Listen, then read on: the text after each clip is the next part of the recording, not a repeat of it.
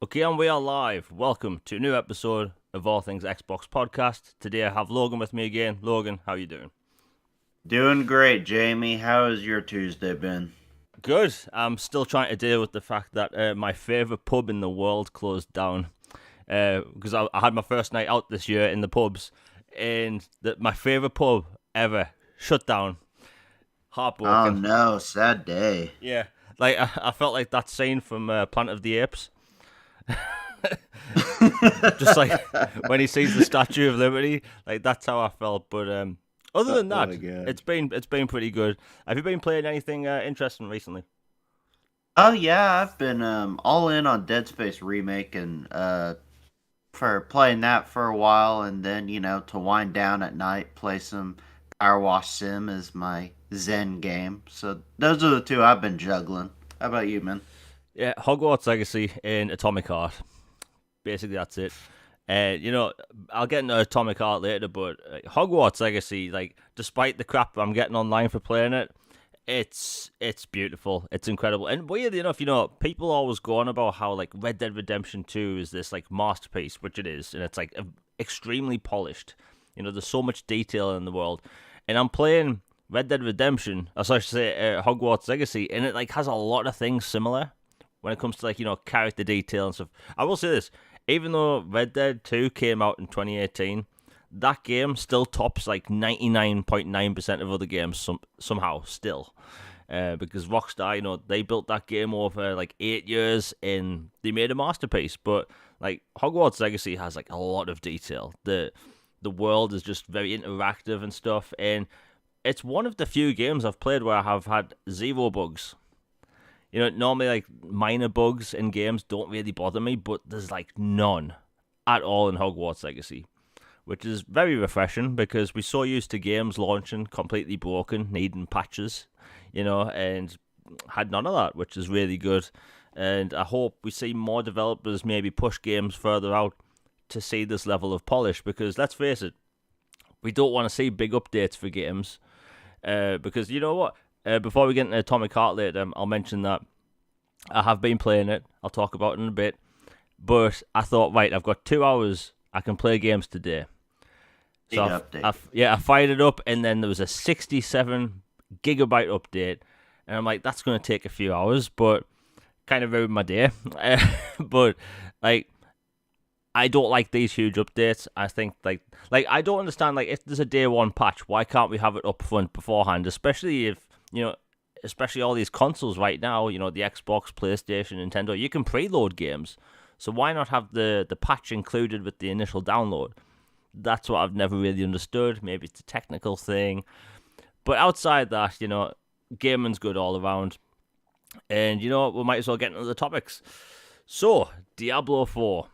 A lot of people's most anticipated game. It's been about a decade since Diablo 3 came out, which that feels like a long time ago. And it turns out, the other Diablo games had these absolutely gorgeous cinematics, but they were pre-rendered. There was not really any interactive elements.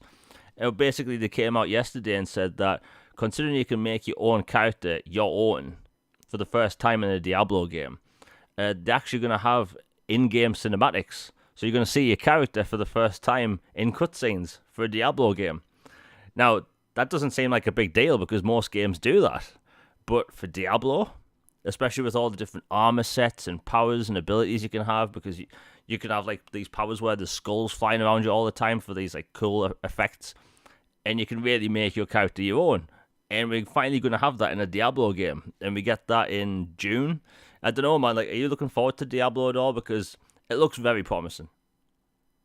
Diablo is actually not a series I play, so I'm not really familiar with it and too much about the gameplay mechanics. I know it's dungeon crawly and like crafting, a lot of building your abilities and stuff like that. But I've never actually played any of them, and it's just not a series that's on my personal radar. But I know a lot of people are excited for it, and I'm happy for them. Yeah, I mean, I think the Doom with this series is like what From Software did with Elden Ring. You know, before Dark Souls games were very like corridor based, very linear, and then we got Elden Ring, which completely opened everything up. Well, they're kind of doing that with Diablo. It's a full-on open-world RPG now. There's over 150 dungeons. You can play in solo or in co-op. There's PvP. And, for the first time ever, they have an interactive world. So if you see, like, a piece of ice falling, like, off a building, you'll actually see it melt in real time. Stuff like that. And it's really cool. Like, I think Diablo is a really easy series to get into. Like, if you've ever played something like Torchlight, which is extremely similar. Yeah, I've played Torchlight. Yeah, it's basically Torchlight, but with just a lot more mechanics and, abilities, powers, all that stuff. And it's such a cool franchise. And at the minute, I think you can buy Diablo 2 Remastered for, I think it's like £11 at the minute. Although, who knows, that game might come to Game Pass pretty soon. So, who knows. But yeah, Diablo 4, it's looking better than ever. And one of the things I like about it is that there's next to no HUD. I feel like too many games have stuff splattered all over the screen and you can't see much. And with Diablo 4, it just looks like it's going very minimal, and I really like that. One of the games I've been playing recently was actually Wild Hearts. It just came out. If people like Monster Hunter, they are really going to like this. And one of the things I like about it is that the menu isn't really overly intrusive. If you play Monster Hunter Rise or World, the UI is all over the place. You don't know what the hell you're looking at. There's logos everywhere and tutorials explaining everything every other minute. But with Wild Hearts, it's fairly chill. You can customize the controls how you want. And as for a new release, I don't know, it's pretty good. Did you try Wild Hearts? I haven't yet, but that one's on my radar. I like Monster Hunter, and it looks really, really good. I think they have a winner with it. Yeah, I mean, it's a new IP. Again, it's like Monster Hunter. I think if people find Monster Hunter a bit too much to get into with all the menus and stuff, I think people are really going to like it. Everything's explained fairly easily. The cool thing about it being an EA access with the 10-hour trial, you can play for 10 hours beforehand, but you don't see a lot because it's 2023 and it's rare for us to get demos now. I so miss the days we got demos for all games. That used to be a thing on Xbox Live back with the 360. If a game was coming out in Xbox Live Arcade, they had to give you a demo. Well, this is the closest thing towards that, but hey, and people can download that right now. It's a fairly short download, but yeah, it's pretty good stuff. A few weeks ago, or might have been a week ago, it kind of leaked that PlayStation is working on a wireless gaming in-ear headphones, and people have been talking about it and wondering when's Xbox going to do something like that. That's kind of the thing about the gaming industry. One company does one thing, and people ask if the other company's doing it as well. But for about 4 years now, I've been wanting game companies, hardware manufacturers, to make in-ear wireless gaming headphones, because all these other companies make them. Apple came out with the AirPods and basically blew the roof off for everything. Samsung make them, Sony make them, Google make them. Pretty much every manufacturer that does electronics has some form of wireless in-ear headset. And I've always wondered, why does gaming not have any of that? It just seems like such an easy money maker. And turns out Sony's doing that. And I was just wondering the other day if I can get any pair of wireless in-ear earphones to work on an Xbox. And it turns out Razer released a pair like a month ago or something, and apparently they're pretty good. And it works with pretty much every device. The new headset, so it works with Xbox Ones, Windows, tablets, phones, all that stuff. Xbox Series X and S. And I don't know, man. Like, have you ever wanted like in-ear wireless headphones? Because when it comes to Microsoft and Sony, like there should be more options for accessories, but it just seems we don't have many. I'm actually the last person you should ask about this because I don't like things in my ear, so I always go over the ear or on top of the ear, like with Beats Studios or like Turtle Beach headphones. Like I just like the comfort of something over my ear versus in my ear. But I'm happy for more people to have options. I know AirPods and things like that are incredibly popular. So the idea of having them for Xbox makes total sense. Sony doing it now, so Xbox should definitely follow suit. Yeah, I mean, like I have a pair of SteelSeries Arctis 9X headset. Those are over the ear wireless gaming headsets. And I have to say, like, if anyone listening has never moved to wireless gaming headsets in general, it's a game changer. Like, you're completely free of wires, and not a lot of like big game headsets actually are wireless still. But the reason I mention it is because for some reason I enjoy using in-ear Apple earphones. The shape is phenomenal. Maybe a topic for another day, but basically, I've been wanting a wireless gaming headset for Xbox, and Razer make a pair. I will say this: if people want more first-party stuff, just keep asking, on Twitter for it, because we've gotten the Elite controller that way. We got the official, Razer licensed keyboard for Xbox that way. So if people want more stuff, talk about it. Why we're talking about licensed stuff? We might as well talk about the storage thing right now. So Microsoft announced the Xbox Series X December 2020. Oh, sorry, 2019. And we were found out recently after that we're going to have proprietary storage on Xbox. And at the minute we have options of 500 gigabytes. We have 1 terabyte, 2 terabyte, and I think a 4 terabyte one, which is extremely expensive. But most of the cards in comparison are fairly pricey. And that's what you get with proprietary storage. That's always been the thing. I remember the PlayStation Portable had an adapter for certain memory cards back in the day, because I remember memory cards for the PlayStation Vita cost upwards of £90 for I think it was 32 megabytes. It was something stupid. But everyone's talking recently about the storage situation. The SSD in the UK, we'll just talk about the 1 terabyte, has gone down £18 since launch. And that's if you get it in a sale. And I think that the price is so high because it's just because Seagate's making them. They control the price. And we were told that after a year or so, other companies would get to make SSDs for Xbox Series X and S. And today, we still have no answer about that. And I think it's becoming a bigger issue now because all these games are massive. Call of Duty alone is 250 gigabytes. Flight Simulator is over 120 gigabytes. Gears of War 5 is over 100 gigabytes.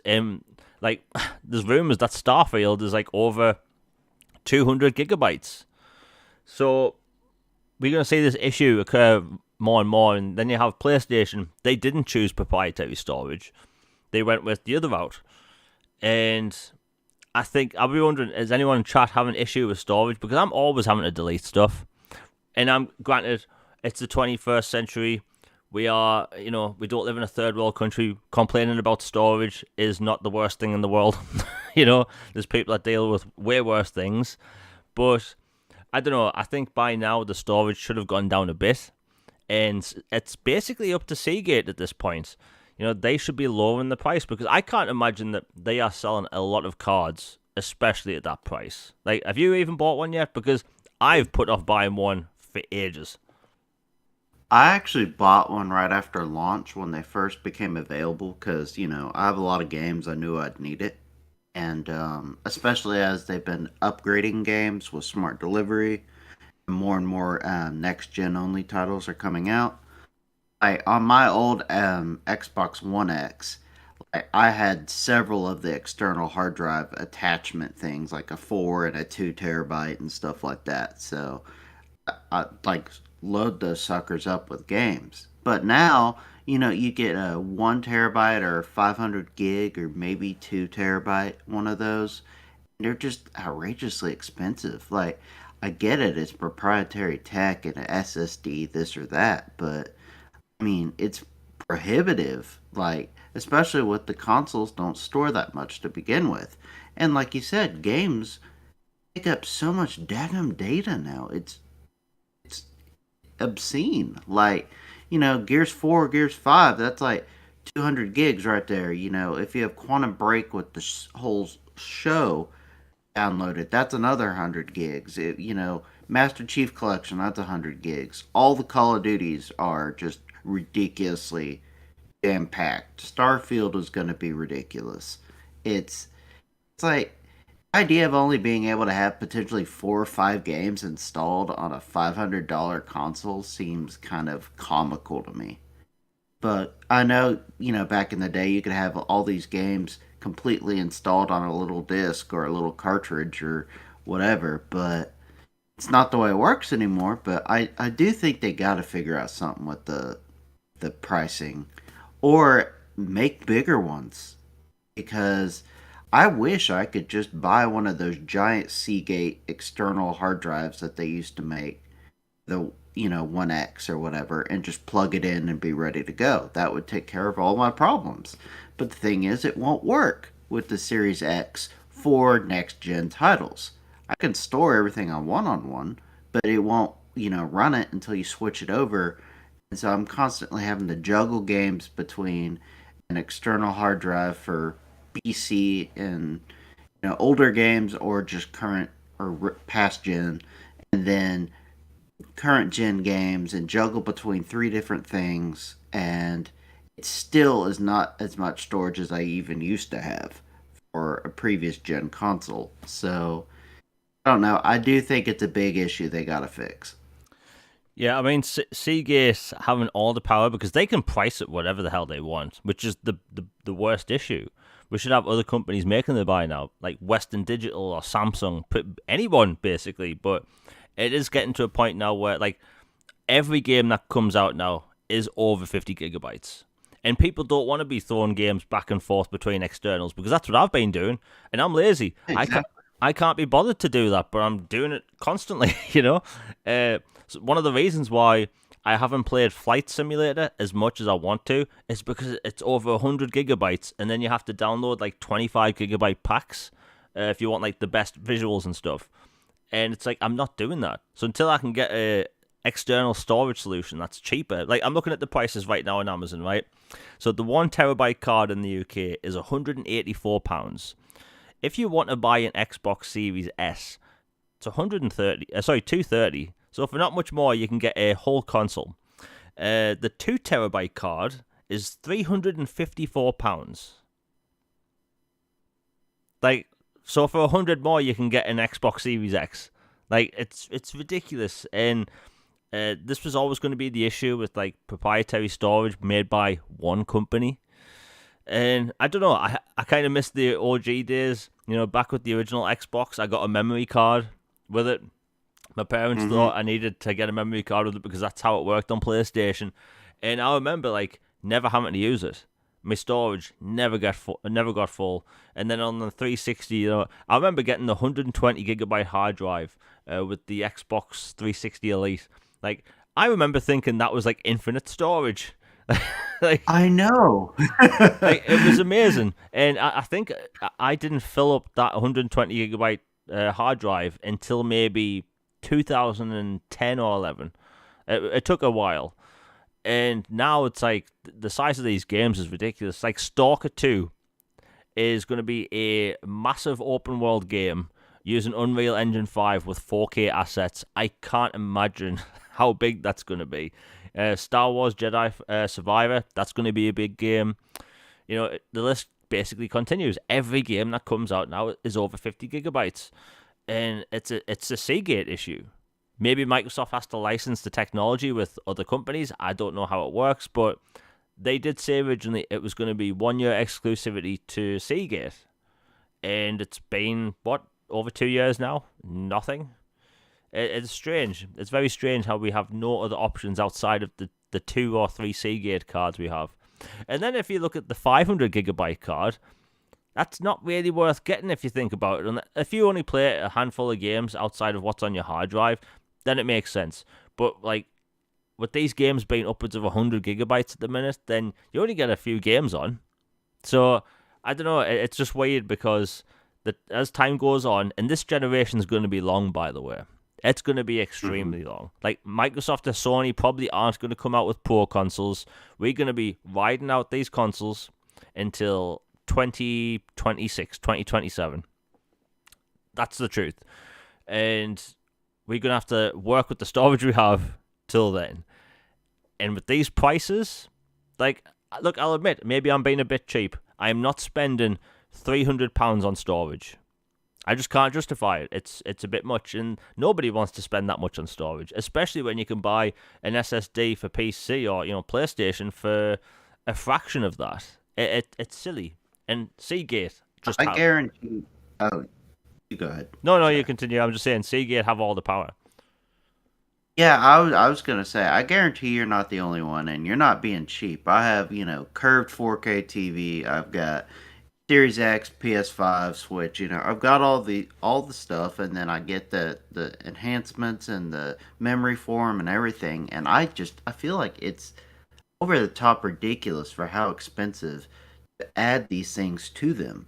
Like, you shouldn't have to pay a next gen console price just for storage for your next gen console um, price. I mean, it's crazy.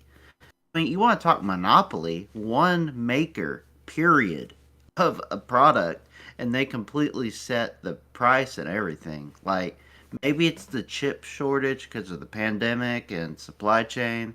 Maybe it's that.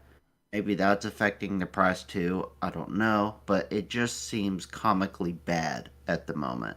And not very many people are talking about it, which is a bummer, but it is a deal. Yeah, I think it's something that, like, remember when Microsoft were going to raise the price of Xbox Live and everyone lost it, and within 12 hours Microsoft put out a statement saying, "Hey, not happening." And then when the leak came out about the Xbox 360 games being delisted forever, although that's not really true now, um, they came out straight away and basically said, "What's the truth?" Like, I think people just really need to make a fuss of this respectfully online and say, like, when are we getting more storage options? Because it is getting to a point now where I'm scrolling my Twitter feed every day and I see at least 10 people mention it. Like, it's an issue. Again, Atomic Heart with a 67 gigabyte update.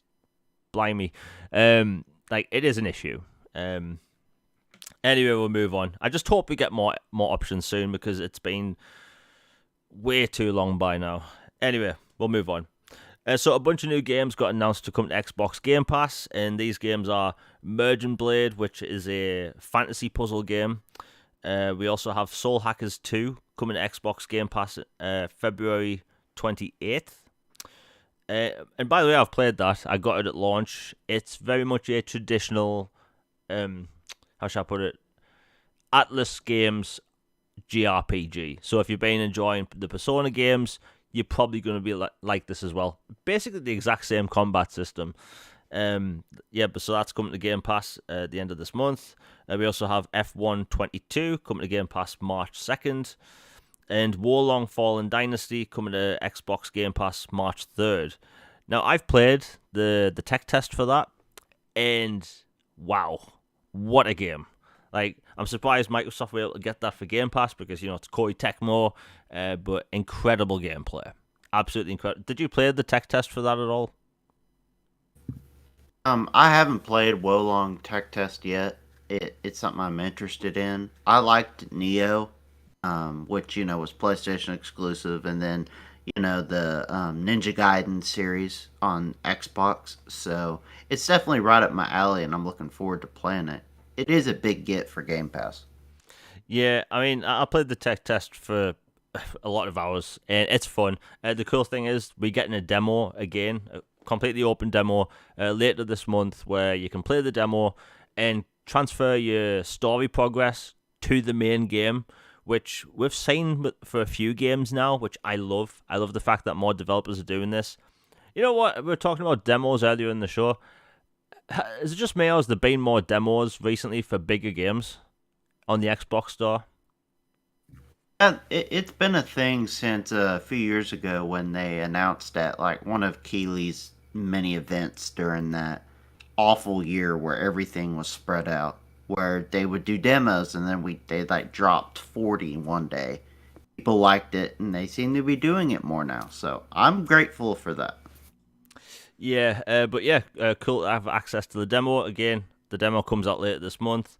But yeah, I think that's a pretty decent list for Game Pass. Honestly, it is still the beginning of the year. There's still a lot of big titles coming out. There's a lot of big titles coming out this year that don't even have release dates that are meant to be releasing in the next month. Like System Shock, the remake, that's meant to be coming to Xbox next month, yet there's no release date or trailer. Absolutely nothing on that game, and it's meant to be pretty good. I've seen like 2 hours of footage of that game. It looks incredible. If you're a fan of System Shock or, Bioshock-esque games, really going to eat that up. But yeah, a good Game Pass offering. I will say this though, and maybe I'm one of the few people that think this. About twice a month we get this list of games that's coming to Game Pass. And, people like talk about it, get excited and stuff. And I think it's worth talking about and getting excited about.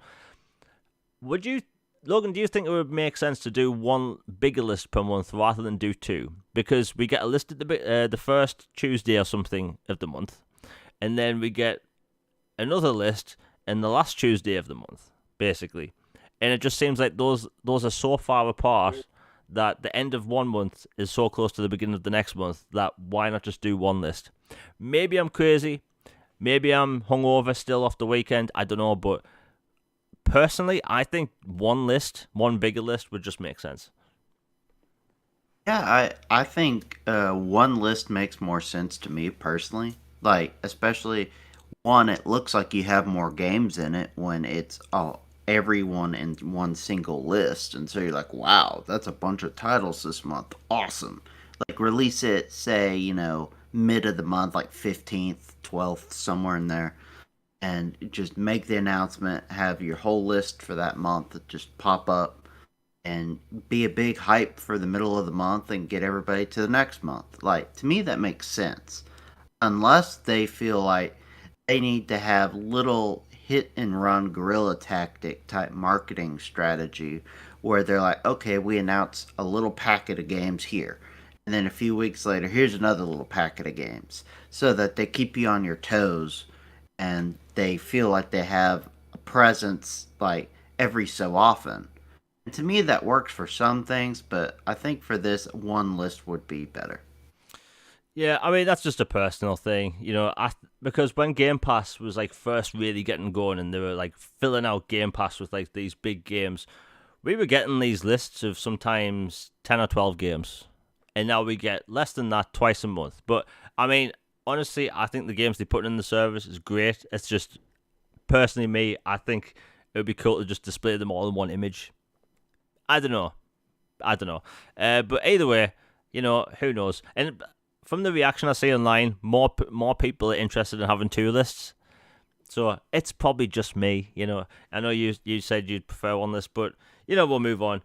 Speaking of Game Pass, I didn't actually have this listed. I may have. So Game Pass has been going on since, 2016, 2017, and they have, like, hundreds of games in now. And to this day, people are still debating online whether the service works, whether it benefits developers, and the discourse has continued for years now. And a lot of people are sick of it. Like, people don't want to pocket watch a $1 trillion company when they can just enjoy games, right? That's why you subscribe to a subscription service, is to enjoy the stuff that's there. And people there are podcasts, people listening know that every week they will just talk about Game Pass and why it's bad and all this stuff. But at the end of the day, by the way, I know some of those people do actually subscribe to Game Pass while they talk about it negatively on podcasts. Anyway, Game Pass is a good deal. You get a lot for your money, especially in a time where people are still recovering from the pandemic and all that stuff. And honestly, the offering there is great. When Game Pass first started, I didn't subscribe because I had almost every single title that was in Game Pass. Now, I think Xbox Game Pass, for me, Ultimate, is a must-have subscription. Like, I subscribe to Disney Plus and this. That's it for me. And I can never see myself unsubscribing from, Game Pass because of the value there. All the games going in there every month. And then the fact, if you have Ultimate, you have access to EA Play titles. And then you have the backwards compatible stuff that's in there as well. And then with Game Pass Ultimate, sometimes we do actually get expansions in as well. And a few developers recently came out and said that they are for Game Pass. They've had massive growth because of Game Pass. And to this day, all these big media outlets, GameSpot, IGN, all that stuff. They don't talk about the developers praising Game Pass, but they'll talk about how Microsoft, they were worried it would, hurt game sales at first. Isn't that a bit weird, Logan, that these big media outlets do not cover the developers that praise it?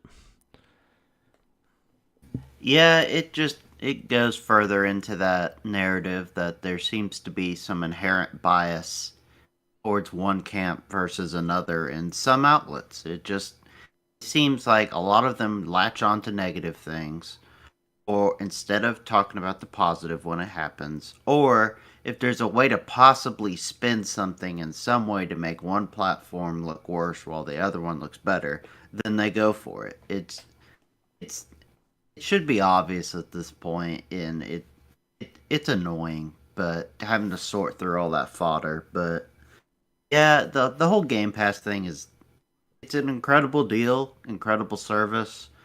Lots of devs are using it. Lots of devs are happy with it. You have an occasional curmudgeon that's not pleased about something for whatever reason, and they're entitled to that. But the positives far outweigh the negatives on it.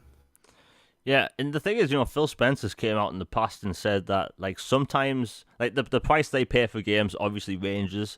Sometimes they've paid for the entire development, but the upfront cost of Game Pass. Sometimes they've just paid for the port or, a little bit of extra marketing and all that stuff. And so, like, these developers, they are seeing great benefits from this because these developers want many gamers to play these games.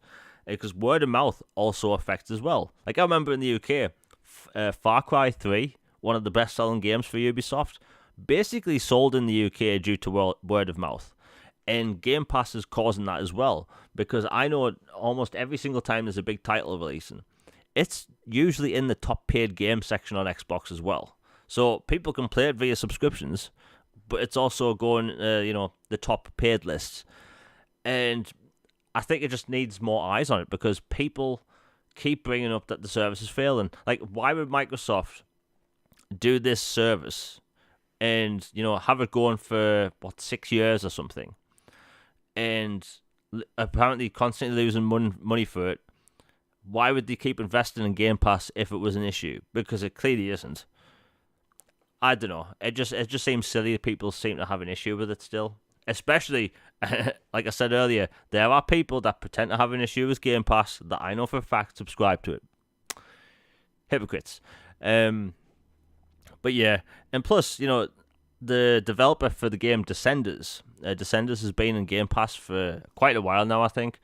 The developer also made Football Story. I refuse to call it Soccer Story. But it's a pretty good RPG. And the developer recently said on Twitter, like, every game he makes and his team makes, they want to make sure it launches in Game Pass. Just due to the sheer amount of people that have access to the game straight away. So are we going to believe, let's face it, are we going to believe some nerds on Twitter, armchair developers, or actual developers that have seen impressive growth in their studios? Like, it's a bit nuts, isn't it? Some of these developers have came out recently and said they've been able to expand their teams because of the sales generated from these Game Pass deals.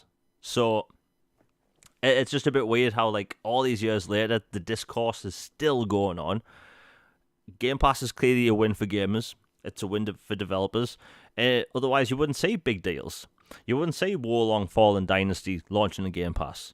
You wouldn't see Atomic Heart launching in Game Pass. Stuff like that. And, while we will see games kept off the platform because, of deals from other, consoles and stuff, like, Game Pass is going to continue to do good deals. And honestly, like, I have no problem with Game Pass at the minute. I think the price is good. I think the quality's there. I love the interface. I don't really have any issues with Game Pass. Not really. And plus, you also have access to Mass Effect Legendary Edition in Game Pass, which is the most important thing. But yeah, Logan, what's your thought? Because, like, it just keeps going on for years that these developers like Game Pass, but gamers, a subset of gamers, have a problem with it. Yeah, it's like it's people failing to adapt or to innovate and just embrace change that Not all change is good, but sometimes change can lead to even better things. And the Game Pass model has proven successful so far, and it's been quite beneficial to developers and to fans that generate interest and create new fans of these games and platforms. And it just seems to be a massive win for pretty much everybody involved. And most of the outcry you hear is from people who are on a different camp of things. And just for some reason are bent on seeing something fail or trying to destroy something simply because their plastic box that they worship is not doing it. And it's sad, but it just seems to be the way it goes. And just like the nobody plays old games, and then they suddenly do. And then it's like, wow, BC is the best thing ever. I'm like, yeah, we've been saying that for years. Like, welcome to the program. Good job. And it's just that. It's like when one does it, it means one thing, but when the other one does it and finally copies and does what the other one's doing, then it's suddenly great. And it's just amusing, and the act is very tired at this point. Yeah, I mean, do all these people not subscribe to, Netflix or Disney Plus or Spotify, Apple TV? You guarantee that they do. It's just they do this for attention. And like Game Pass is a good deal. And here's the thing, like, why can't people that don't like Game Pass just not talk about it? Like I do not subscribe to Amazon Prime. I probably should just for the shipping, but I do not subscribe to Amazon Prime, so I don't talk about it. I don't talk about Netflix, and I'm currently not subscribed to Netflix. Um, but I just don't get it. It's just Game Pass. People have a problem with just Game Pass, but it's okay if a game launches, day one in PlayStation Now or Plus or whatever it's called. It changes name. But yeah, it's weird. People have a problem with one thing, but not the other. It's strange. I guarantee you, though, the second PlayStation starts putting their first party games eventually in their service, all these people will flip their opinion and love it all of a sudden. It's guaranteed. Because guess what? Playing a game in Game Pass feels a lot better than paying £70 for it. I mean, £70 for a video game, in my opinion, is stupid. Like, that is ridiculous. I know I've ranted about this a lot, but like, think about in the UK, game prices have went up £20 in the past 8 years. What the hell? Like, oh, sorry, not 10 years. They've gone up £20. Actually, you know what? I'm wrong again. Game prices in the UK have gone up £30 in the past 10 years. That's stupid. It's stupid. Like, probably why you see a lot of UK people complain about pricing, Australians, but yeah, prices, stupid. Game Pass, good. We'll move on. If everyone's enjoying the show, please like, share, and subscribe. Helps the channel out. Hit that bell for notifications, all that stuff. If you want anything read out or ask any questions, just pop it in the super chat. So, Logan, we normally talk about the Activision stuff towards the end, but I've got a lot of bigger stuff and I think a lot more fun stuff towards the end. Let's talk about the Activision stuff now because it's gotten pretty heated today. Microsoft and pretty much everyone else is over there in Brussels, which is definitely not the most corrupt place in Europe. They are basically out hashing out the deal and wanting to talk about it. So, Logan, this is your field of expertise because it bores me to sleep. And honestly, as someone that reads analytics all day and like understands numbers and stuff, the second people start talking about the Activision deal, everything turns into Matrix code. I have no idea what the hell's going on. So you have the floor. Well, thank you. It's yeah. Speaking of Activision title, it's like Black Ops, where the numbers mean Mason. But Yeah. yeah, it's been crazy.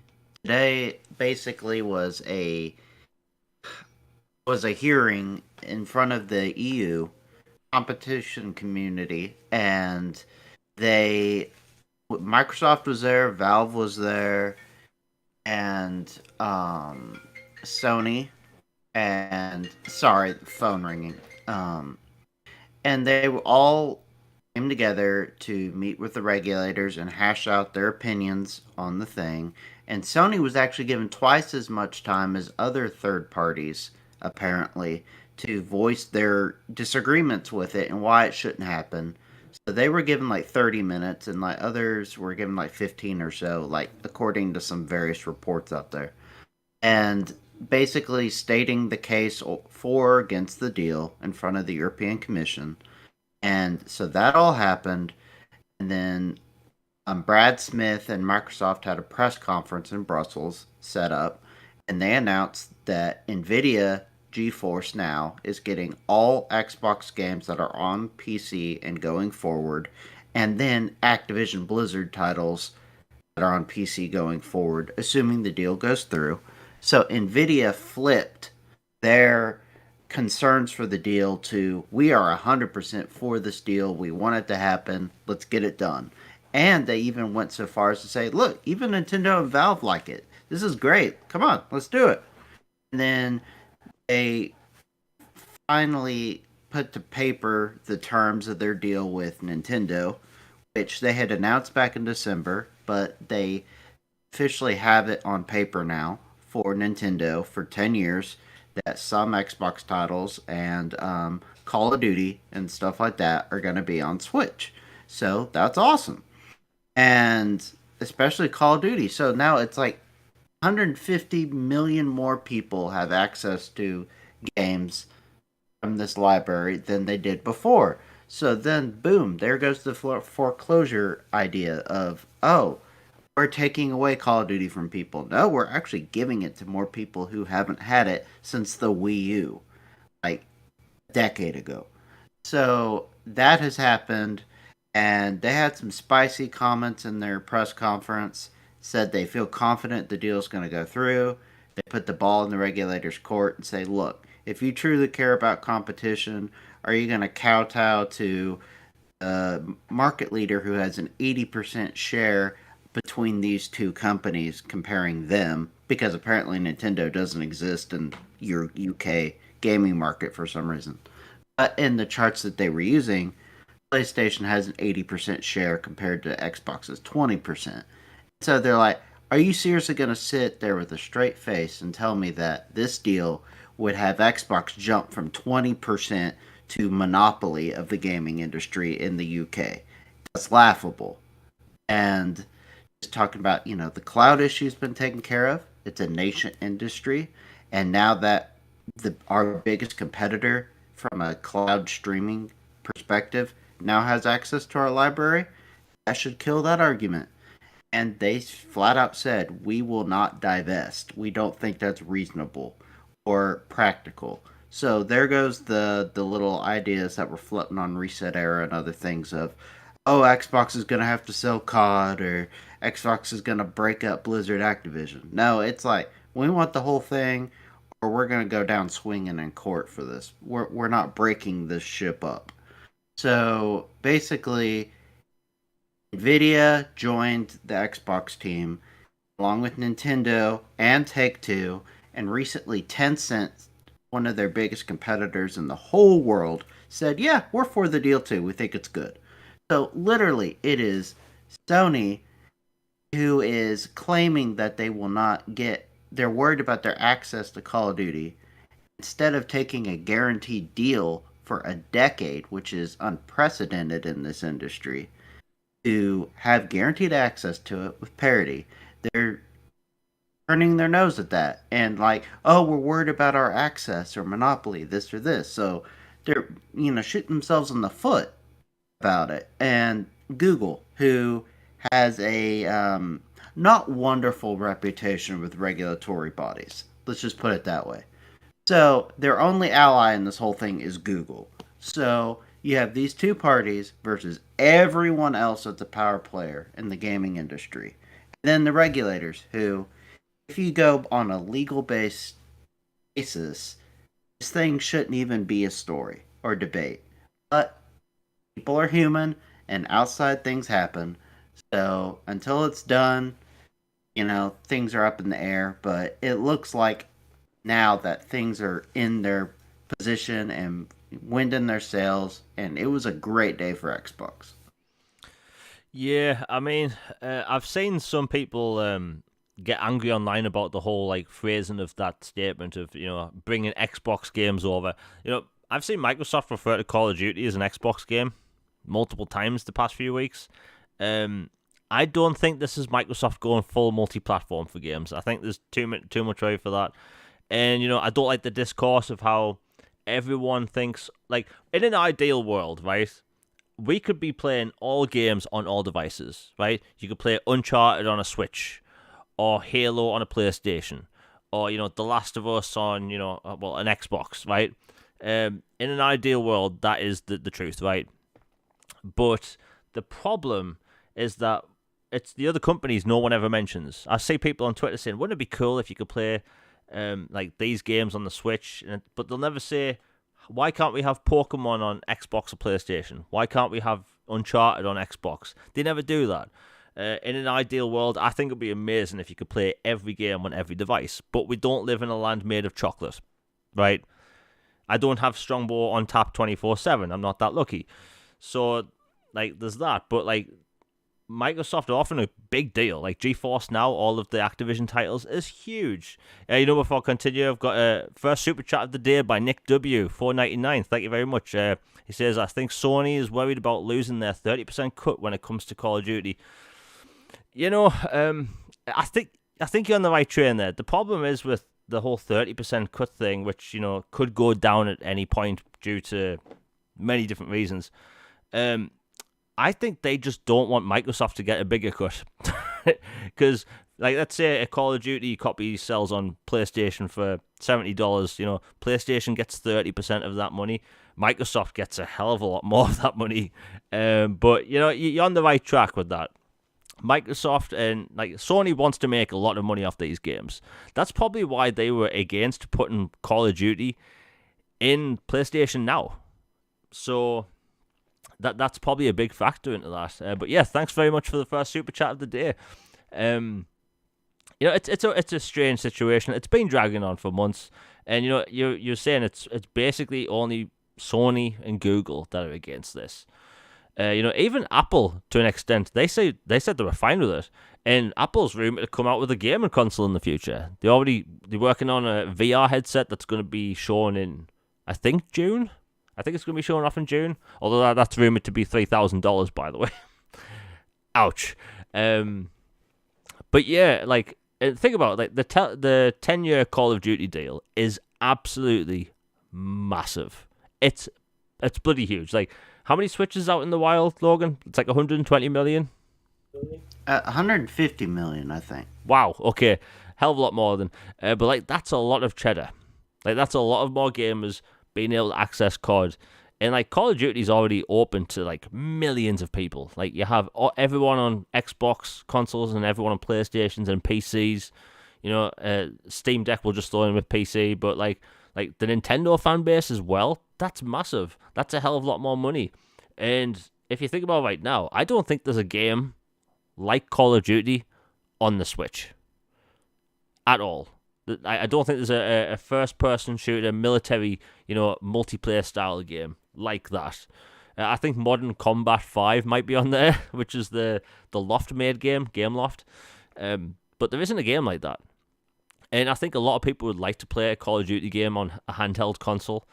They could possibly, and this has been just something I've been saying from the beginning, I think if they put the OG Call of Duty Black Ops game on the Switch, they could sell upwards of 50 million copies. Not because that's my favorite Call of Duty game, but because I think it would just suit the console. But they said it's going to have content parity, which is a big deal. So it's are they talking about the Switch 2? Or are they talking about a cloud version? Because I'm not entirely sure if the Switch could handle, Modern Warfare 2 2022. Because I played that. Yeah, it might be 480p if they tried that. yeah, and I loved the campaign for that, by the way. It was a great campaign, beautiful game. But I don't know if the Switch could handle that. You're saying it would be 480p. You won't be able to make out targets. Especially if you play it on the smaller Switch. But it's a big deal. It's a really big deal to have Call of Duty back on a Nintendo device. So Nintendo, they all up for it. Everyone else is all up for it. Just Sony. And what I thought was pretty rude is that, Sony wanted a perpetual, ongoing agreement, meaning for life, forever, right? The reason why that doesn't make sense legally is because Call of Duty might not be here 15 years from now, right? Call of Duty might have changed into something else. Because remember, we had Call of Duty 1, Call of Duty 2, 3, and then 4, and then everything kind of changed. It went to Call of Duty Modern Warfare 2, Call of Duty Black Ops. Like, in the future, Call of Duty might just be Warzone. It might be a slightly different IP. It could be a myriad of different reasons. So, like, a perpetual agreement forever, for eternity, makes no sense. But 10 years is a bloody generous deal, especially when, Sony have access to Destiny now and Bungie. Like, they could probably come up with their own exclusive content that might rival Call of Duty in the future. You never know. But like, everyone's fine with it, and it's a big deal for GeForce now, because if you're playing PC games on the cloud, you're gonna have a even bigger library. So like, nobody's actually losing out. You have Sony worrying about making less money, but outside of that, there's not really much issue. Literally everyone will have access to Call of Duty. Although I will say this, the amount of people I've seen today post screenshots of, let's face it, PlayStation fanboys, of asking, okay, if everything's going to be on everything, when do we get Starfield?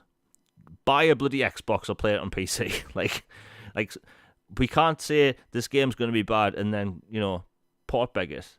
I've always hated the concept of port begging first party games. Like, that's always been silly. Mm-hmm. But yeah, and I've seen a lot of people say Hi-Fi Rush, like, on Switch. The thing is, Hi-Fi Rush is a next gen game. So, I mean, there's that. But outside of that, I think pretty much it mainly means Activision games.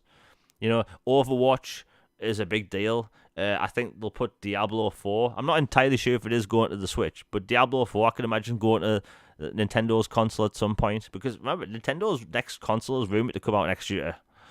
So, all sorts of possibilities. But, yeah, it's a big deal. And here's the thing, right?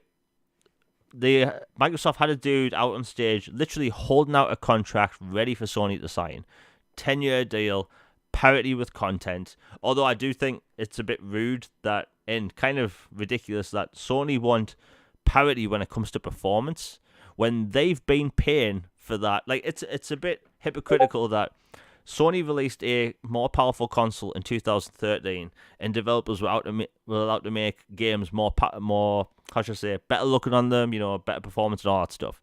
But the second Microsoft has the more powerful console, they want to have content parity, not just in content and assets and stuff. They want performance parity as well, which blows my mind. Like, that shouldn't even be legal. Like, let developers use the hardware that's given. And outside of that, I think the deal will go through. Like, Logan, do you think it'll go through? Because you've been paying attention to this more than me. I think it should go through. And I'm optimistic it will go through. That being said, these bodies are made up of people who have various goals in mind and various outside forces things, so I can't guarantee it, but I think in a legal system, in a legal setting, with rational, logical people, and if you put all the facts in front of them, I think at the end of the day, that should win and will win. So I do think it will go through, and the next step is they've officially shown off their hand today, and then tomorrow is when their remedies are due for the CMA. Their response to the, hey, will you divest COD? Xbox today said, we are not divesting COD. So that's an answer in itself. But their proposed remedies are due tomorrow to the CMA in the UK. And then after that, there's like a 7-week gap between now and when the final decision is for the European Union. So it can be announced before then, obviously, before April 11th, but that is the last drop dead date for this process in the EU. Get it approved, or I'll see you in court, buddy. That we'll know by the 11th of April, one way or another, in the EU, yay or nay. So, thank goodness for that. CMA, I reckon they will get something worked out with them.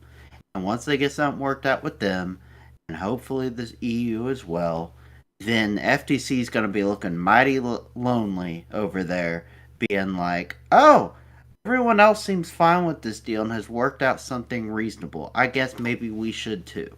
And then they'll probably work something out with them. Because if it goes to court with the laws of today, not the laws of hypothetically tomorrow like they would want, but with the laws of today, then it should clearly pass, and I think it will.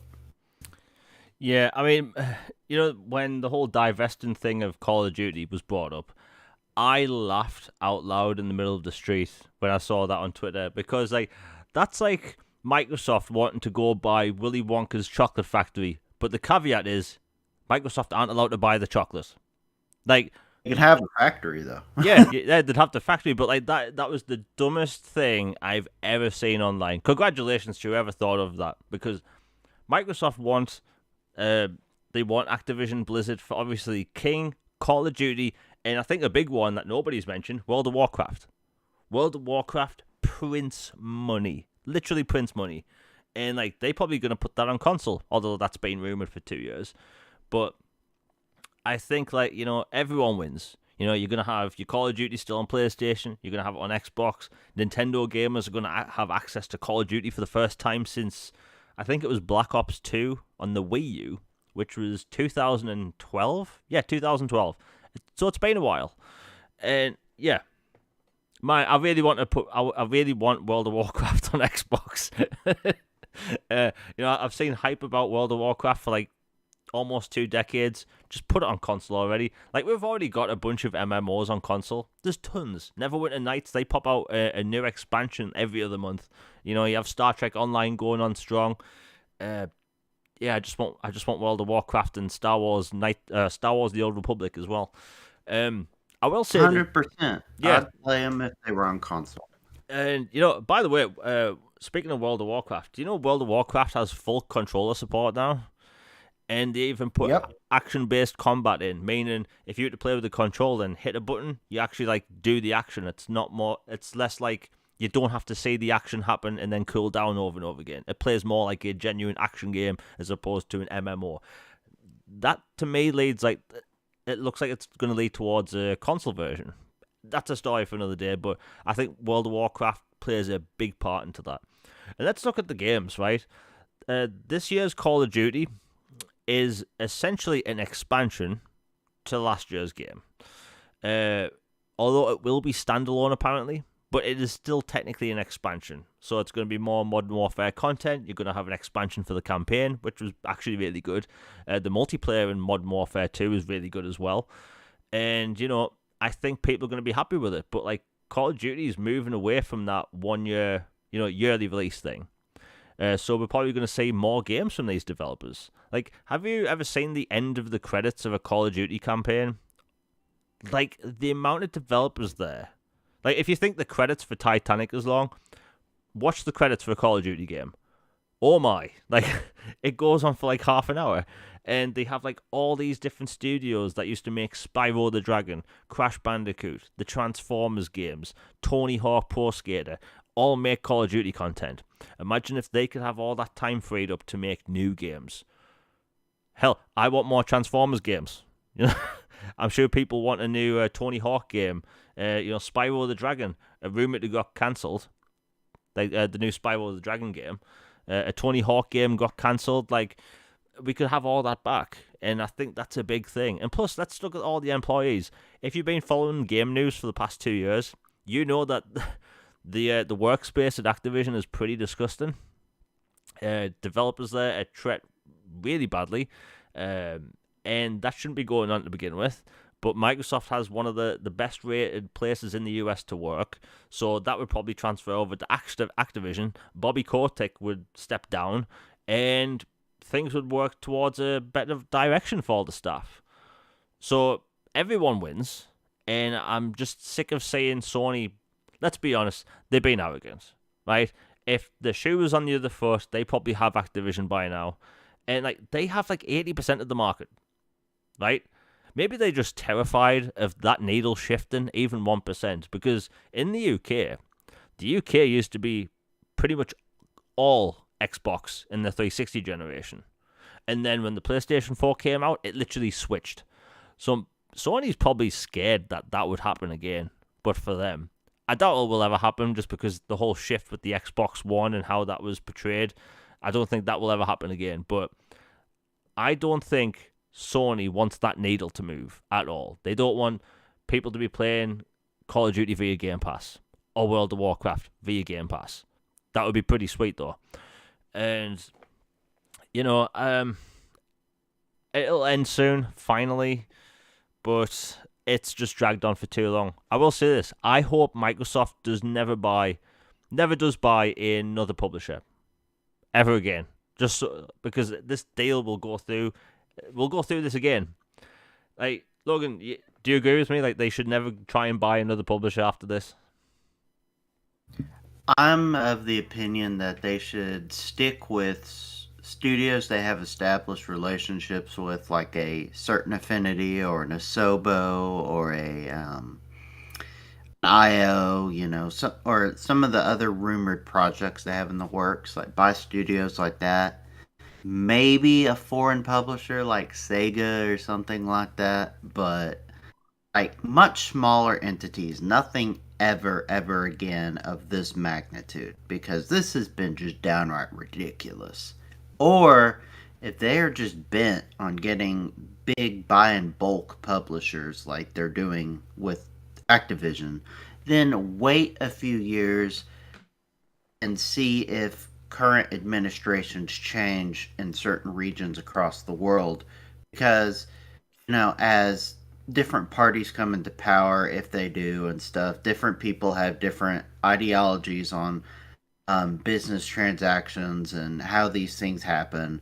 And, the Bethesda deal, I would say they were pretty lucky that happened when it did. Yeah. Compared to if they had been trying to do that now, I think they would be facing the same kind of crap they're dealing with now with the Activision thing. Maybe not as big, but I think instead of like, oh, what about Call of Duty? It'd be about, what about, Skyrim? What about Fallout? What about it would be like that, and it would just be hubris and obnoxious. But they got it through with those previous administrations. And I just think if they get this through, then take your victory, be very happy, and wait a long time before you ever try something like this again. Yeah, I mean, as much as I think, Microsoft would be a good fit for WB games, I don't think WB games is going to be sold off, especially after the success of Hogwarts Legacy. But like, I just rather not go through this again. And plus, they could just work out deals with publishers to put games on Game Pass day one. Like, Microsoft clearly have a good relationship with Focus Entertainment because they've released a bunch of games in Game Pass already. Atomic Heart, big game for them, launched in Game Pass today. So I'd just prefer them to make deals like that. Because, like, when the whole Activision thing was announced last year, I think we had a show around the same time, and I remember actually saying out loud, I'm pretty sure the deal will be done in the next 2 months. How dumb was I? We hear like over a year later, and like praying it'll be over in the next 2 months. Like, oh, past me was so naive. Like, had no idea. I know. Oh my gosh, we were so naive and so just idealistic and had no idea the cluster that they were getting involved in. Yeah, I mean, oh god, my past self would be shocked, but yeah, I hope they never do for another publisher. And plus, like, there's still things they need to sort out. Like, Microsoft has said they're going to work with Ubisoft and getting Ubisoft Plus on Xbox, which would be a big deal to have that. On Xbox with the amount of games they have. Just make more Game Pass deals, make sure these games come to Xbox, because I've never really understood how, like, Sony can go up to, let's say, Square Enix and say, hey, we want Final Fantasy VII Remake exclusive for life. I've never understood why Microsoft can't approach a publisher. Maybe there's legal reasons, but why they can't approach a publisher and say, hey, make sure that we have the next, let's say, 5 Final Fantasy games on Xbox as well. Like, maybe that can't be a thing that's done, but I don't know. I think Microsoft should just work more with third-party publishers, and get individual developers. Because look at Sony. They've been buying studios left and right, and nobody bats an eye because they're not publishing. Rumored another one too. Yeah, it's a studio no one's ever heard of, but like, Microsoft, I think, I want them to get IO Interactive. I've been extremely vocal about that for the past year.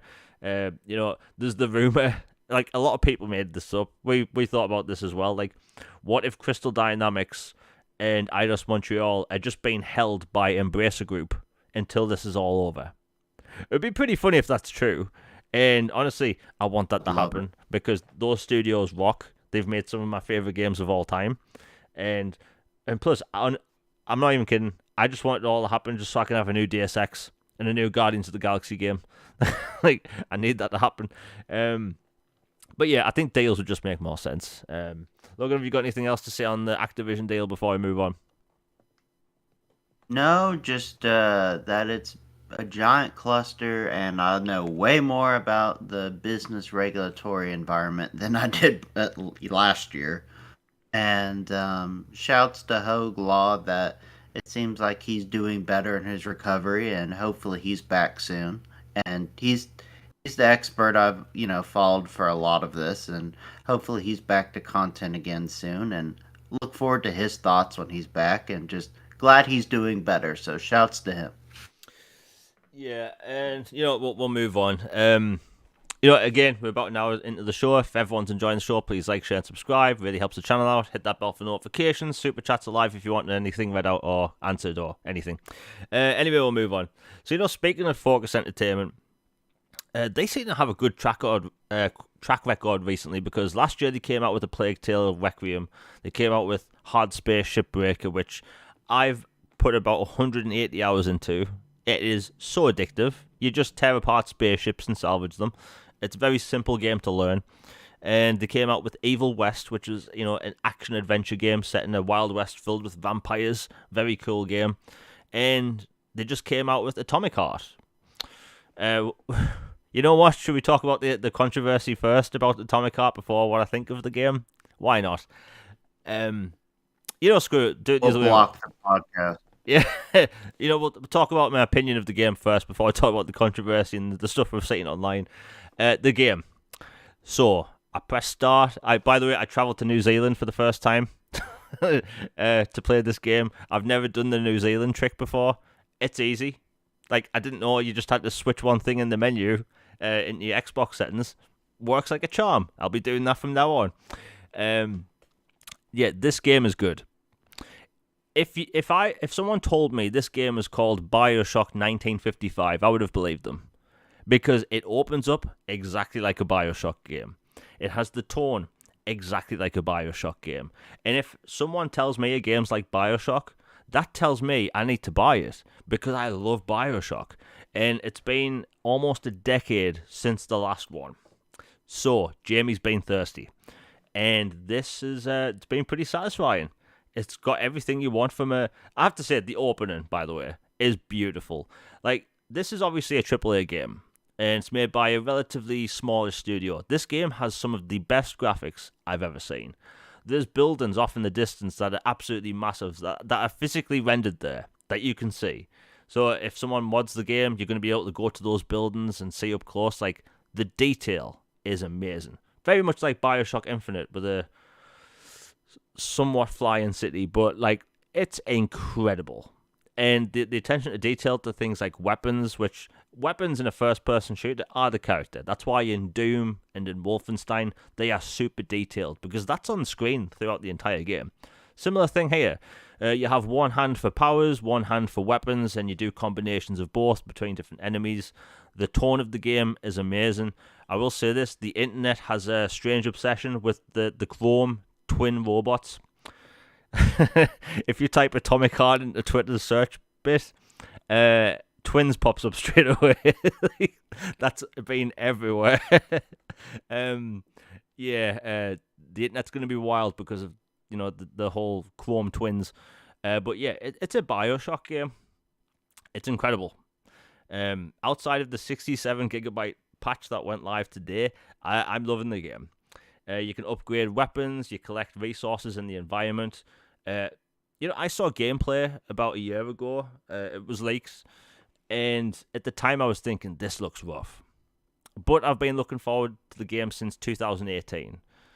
And, I put my worries aside, and my worries are completely gone. It's a beautiful game. It's performed great. It's 4K 60 FPS. It is a BioShock fan's dream. It really is. And I think a lot of people are going to love this game. It has 3 different difficulties: easy, normal, hard, your normal type of thing. But I think a lot of people are going to love this game. Have you played it yet, Logan? I have not currently. I'm on Dead Space Remake currently, absolutely loving it, and seeing all the differences and the little subtle tweaks they've made. Sorry, the phone is just being ridiculous. Um, and the just enjoying the remake and all the new changes they've added. That's what I've been doing. Yeah, well, Atomic Heart, again, if you've played a BioShock game, you know what you're getting into. People have had some issues with the voice acting. I will say this: the main protagonist comes off as a bit unlikable. Again, I'm still early on in the game, but it's just the way he says his lines. I have noticed this though: if you change the language to Russian, the voice acting is a million times better. The guy doesn't come off as a total arse, basically. So I recommend people try the Russian accent, the Russian language with the English subtitles or whatever you need. But outside of that, it's an amazing game, and I think it's probably the first big first person shooter of the year. It's an incredible game. There's a moment about 10 minutes into the game where you have to walk over a bridge. Where underneath there's a parade going, and there's hundreds of robots, fully modeled, running at full 60 FPS, because normally if you play something like Halo 5, you'll notice enemies in the distance are moving at 30, so you can really notice that, but there was, objects in the environment that were moving at 60 FPS, even at a distance. All the objects and robots, cars, all had shadows that moved dynamically. It was amazing. The quality of this game is superb. It really is. You're going to have people picking apart some sort of, people are picking apart this one particular droid that looks terrible. But the droid's meant to look bad. That's the whole point. It's an early model. But later on in the game, I've seen some of the robots later on, they look really good. So much detail. It's a special game. It really is. And I think people should play it. And avoid the controversy. This is my stance on games. Play the game, just enjoy it. The controversy doesn't really have any effect on me or anyone really, because this team made the game. They have no choice of what they can say on social media. They aren't members of the USSR. They literally can't say on Twitter because freedom of speech and stuff. If they go against what their country's doing, they will have people sent to their house. That's how it works over there. However, I don't think they agree with everything that's going on in the world. I think people should enjoy it. They really should. It's a great game. Again, I'm early on. If you like BioShock, it's damn good. And plus, the storytelling in this game is really good. There's objects in the environment that just give you more detail. There's audio logs that go into detail about certain side characters. It's just good. It's really good. Again, BioShock. It bleeds, smells, and feels like BioShock. Let's talk about the controversy, because man, if you post gameplay or screenshots with the hashtag, you will have those people coming at you saying that you're all sorts of bad things just because you're playing the game, and that is just beyond silly in my opinion. We had the same thing with Hogwarts Legacy. If you play Hogwarts Legacy or play Atomic Heart, you're not a bad person. You're just a person playing a video game. And this is my biggest issue. Twitter activists. They do not go out of their way to raise money for charities. And that's the big issue. Because if they spent as much time and energy online, or should I say in real life, as they do online, they could raise thousands of dollars, hundreds of thousands of dollars for charity for these, the Ukraine. Why can't they raise money for the Ukraine? Because of the Atomic Heart. No, they have to bully people online. I was talking about this last week with Hogwarts Legacy. It's ridiculous. If it seems to me at the minute that just because we had to pick apart Hogwarts Legacy and who came up with the IP, that now we have to find something bad about every game. Because guess what? If we had to play only games made that were 100% legit, without any issues, no problematic people behind them, or the IP, we would be playing next to no games. Because guess what? You know, the motherboards inside dev kits, they are made in China, where people are underpaid in environments that are terrible, but yet these people make video games on these computers and graphics cards. Aren't graphics cards also made in China? Like, where does this stop? So do we stop playing all video games and all use no hardware because of this situation? It's stupid. This has been going on for weeks now, and you know, one of the reasons by the way, is why I don't use hashtags most of the time is to avoid this crap. You don't get the absolute nutcases in your feed calling you all sorts because you decided to play a game. And by the way, I've seen developers alienate their own fan base because of this. So, for instance, there's a random person from Remedy, one of my favorite developers, by the way. I love Remedy Entertainment. Was blatantly clicking on the word Atomic Heart on the search bit in Twitter search bar last night and blocking everyone. Literally everyone in sight. Someone I've interacted with a bunch of people from Remedy in public and in DM. Not this person, but this person blocked me and probably thousands of other people. I'd be interested if anyone in chat has also been blocked by him. Like, Logan, were you blocked as well? Yeah, I was. It's I've never even talked to this person. Remedy, I spoken glowingly of. They're one of my favorite studios ever. I love their work. They're one of my dream targets, pie in the sky for an acquisition if ever possible. Love Remedy. So I was a bit disappointed to find that because it's like I have said absolutely nothing to this person or been pro anything negative. So it's very weird, but apparently, like, I saw somebody say earlier that maybe they've even taken their whole account private or something now because so many people, like, found out, like, oh, mostly gaming Twitter is blocked by. So that's got to make Twitter a pretty quiet place, don't you think? Yeah, and I've seen other people speak out about this game. Another developer, I won't name them or what title they're from, but they should be pretty easy to know who I'm talking about. Just start subtweeting people saying like, "Oh, you're awful if you support this game because it hurts Ukrainians," and it's like, that is the dumbest thing I've ever heard of. Do you know how many atrocities all of our governments around the world have caused? So, like, we could literally blame this developer who lives in the US that his game helped fund things that the US has done people don't like. Like, the list can go on. Do you know all of our mobile phones we tweet from all the time? They were made in China. Made by people that get paid next to nothing to put these phones together. Like, so if you're going to complain about one thing and boycott one thing, we have to boycott everything. Because where do we draw the line? Where do we draw the line? Do we draw it just Hogwarts Legacy and Atomic Heart? No. We have to complain about everything now because that's the logic, right? We have to complain about everything. Guess what? Ubisoft have a bunch of cool games coming out this year. You know, with Assassin's Creed, Mirage, and Avatar. Those developers will have made games during crunch on motherboards made in China. Does that mean we have to, boycott them as well and be annoying dicks on Twitter? I don't know. Logic would dictate that we have to be like that. Think about any other game. Like, look at Red Dead Redemption 2. Absolute masterpiece of a game. They crunched the hell to get that game out. Did we boycott that game at the time? No, we didn't. Did anyone even mention boycotting the game? Nope. No, they didn't. And it's just now we have to boycott these two games. But we're okay tweeting from our iPhones and our Android phones because we can just look past it. And if you mention it to any of these people that complain, they have no logic behind why it's just these two games. Dumb people. I don't swear on this channel for obvious reasons, but these people are arsehats. They really are. And I just can't stand it. So it's like, we either complain about nothing or everything. We have to draw a line at some point, right? Like yeah, it's crazy.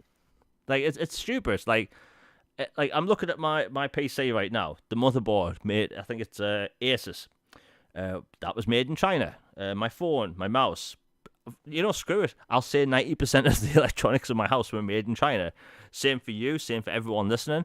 Like, we don't go out and organically source our own electronic materials. No, those rare, materials found in horrific ways, and then companies like Apple, Samsung are all exploiting these unpaid workers. And it's like, we either have to complain about everything or nothing, because targeting just these two games is absolutely bloody crazy. It's crazy. I feel like I'm taking crazy pills. Like, people are calling other people disgusting things just for playing a bloody video game. It's a BioShock game, dude. Chill out. It's a Magic game. Chill out. And we're gonna see this. So when, I don't know, Star Wars Jedi Survivor comes out, are people gonna try and cancel that game too because you can dismember people now? Because it's, ableist or something? Like, is that what people are going to come out with? People will come up with something, and I'm just sick of it. So, and the big problem is these developers, they are alienating themselves, because the amount of people that are like me, that like Remedy games, will buy their next Remedy game. I'm going to buy Control 2 and the spin-off, Alan Wake 2, and, the Max Payne remakes. But I guarantee you, there's a lot of people that are being soured enough by them being blocked that they won't buy their next product. Same for other developers that have done the same thing. And I feel like people need to get off their high horses and actually donate money for charity. Raise some money. Don't be little arses online and bullying people and talk down to other people. All these people want bloody sugar cubes for their high horses. I'm sick of it. Pretentious assholes. And I'm sick of it. I'm really sick of it. And I was even getting crap at 2 a.m. of people just angry because I was playing Atomic Heart. It's like, go away. It's silly. It's absolutely silly. And the fact that people just pick and choose the battles. Pick and choose the battles. Again, everything else in life is fine. All of our electronics, but it's just these two games we have to whine about on Twitter. Not our phones, not our computers, and not all these other games made in crunch and all that stuff. Some developers don't even get paid for their work in games. No, we still buy and play those games, but these two games are a problem. It's stupid. Logan, you have to admit, it's just these two games that people have a problem with, but nothing else. Yeah, it's madness. To be honest, if you wanted to go back and look throughout the history of gaming, there are quite a few franchises and quite a few titles that have had some problematic folks involved in them, or problematic events behind the scenes, or they have had ties to something or another. It's the way it goes. Some of my favorite RPGs of all time have had a writer or so that has been embroiled in controversy and stuff. You find out years later, but it's okay, so does that mean we don't play these RPGs we grew up loving because we found out something years later that affects this? Or, and then, there's the Squanch game stuff. I totally understand people were mad about that and doing this and this, and then they fixed it, they've cut ties, they're clean slate going forward, everybody can be happy and well. That's one thing, but some of this other stuff is just, it's getting out of hand.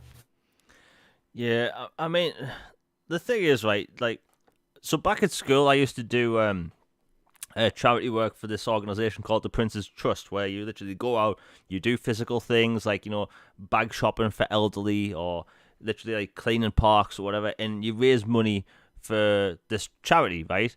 And I just look back and it's I did more work as a kid for this charity than any of these Twitter people are doing. And I've never really talked about this before, the whole Prince's Trust thing. But it's all these Twitter activists, I'm going to call them that, they get nothing done. They don't. They pretend to be activists because that's all they can do online. They sit at home in their pajamas, whining on Twitter because they can. They're unwilling to do anything about it in real life. They complained about J.K. Rowling, and they weren't going to buy a game that they weren't going to buy to begin with. They said they were boycotting a game they weren't going to buy anyway. But they think, not buying this game was going to hurt her. But why didn't they, I don't know, complain outside of Universal Studios because she gets a cut of all the tickets at that ride? Why didn't they complain about all the books that are sold at Christmas or advent calendars or action figures, anything? It's that particular game. And people have a problem with this Atomic Heart. And it's just this never-ending thing where people have to whine online rather than do anything. And that's my biggest issue. Like, do something in real life. Stop being this. And by the way, I think people have seen this on Twitter. The amount of pretentious crap people pretend to be on Twitter. Like, I'm an accepting person. I don't care what people have in between the legs, what they believe, what the sexual preference is, whatever. As long as you're a good person, that's all gravy. But these people online pretend to be these amazing activists just for brownie points. And it's so annoying and pretentious. I'm from the Northeast. You shouldn't be pretentious. It's cringe. And it's just going on for ages. And it just seems like the gaming industry has had a lot of this recently. It's like, either buy it or don't. And if you're not going to buy it and whine on Twitter, stop whining, raise money for charity. Job done. Anyway, we'll move on.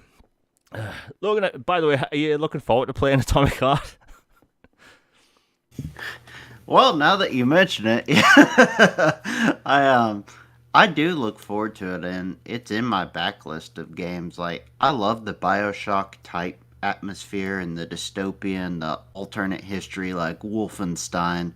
Like, instead of dealing with, Germany and their influence and like what if scenarios, this is, another European power and what ifs and scenarios. And it's interesting to me. I think that the setting, the powers, story look really cool.